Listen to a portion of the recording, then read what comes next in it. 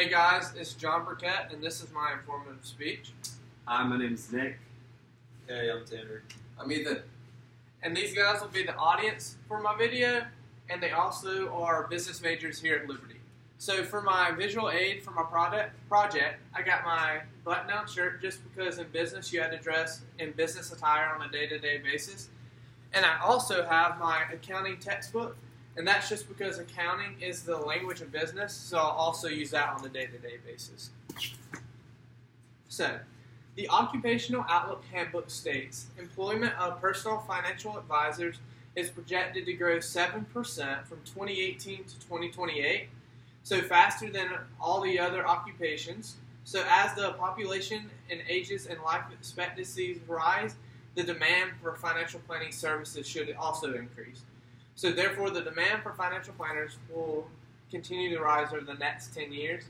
Financial planning is a job with reward opportunities for people who can work hard and communicate well, which is also every college graduate. I've gained understanding of this job field through my dad, who is a certified financial planner, and in high school I had to job shadow him for 20 plus hours. So if you're looking for a career opportunity through which you can make a plentiful income and make a God-honoring difference in people's life, financial planning is an excellent job field that could give you the excellent opportunity for what you seek. So during the next few minutes that follow, I will discuss this job field, showing you first what a financial planner does on a day-to-day basis. Second, I'll show you how the nation is growing and the need for financial planning is also growing. And third, I'll talk about how the financial planning field presents you with great opportunities for interacting with people in a way that God values according to Scripture.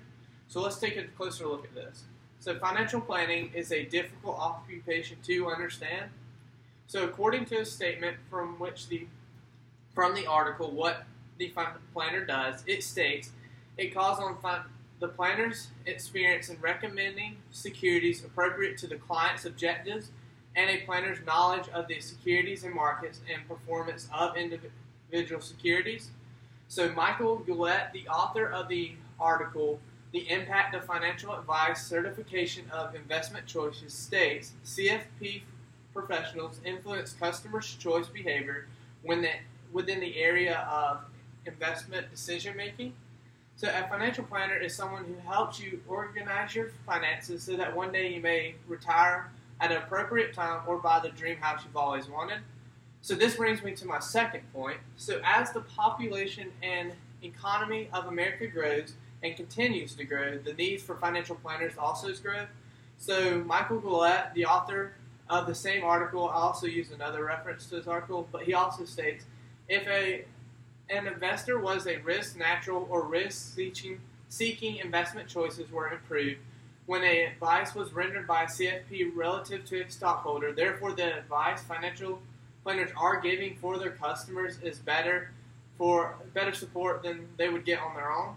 So Lewis Walker, the author of the article Future Trends, states, the millennials are a large cohort, approximately 75 million people. So the oldest in 2018 is 37 and the youngest was 18.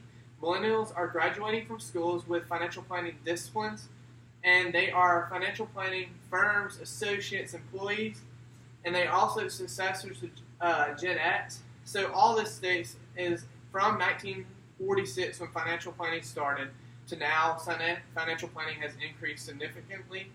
So also, according to the article A Career on Demand, it states that financial planning career path is growing to meet the need, which projected growth rate of 15% through 2026. So with a continued growth rate of financial planners should be the job for you just because of the increase. And this brings me to my third and final point. The financial planning field presents great opportunities for interacting with people in a way that God values according to His Scripture. So God values us to be honest with one another, and that's what 2 Corinthians 8:21 states, and that is, for we are taking pains to what is right, and not only in the eyes of the Lord, but also in the eyes of man.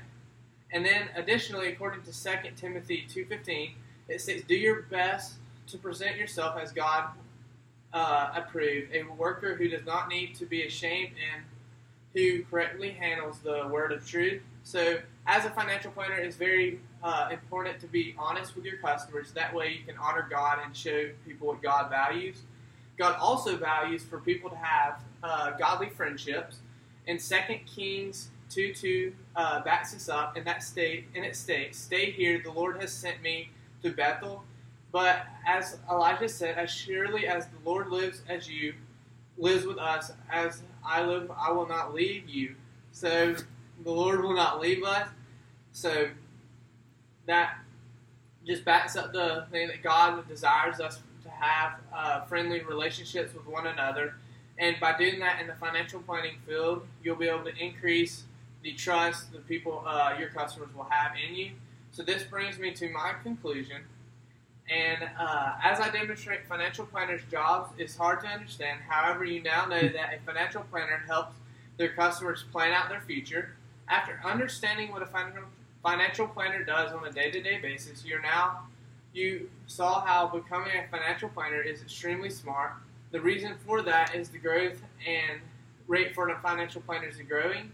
And then also, financial planning is a great opportunity where you can present honesty and godly friendships in your work, and this will show people what God values.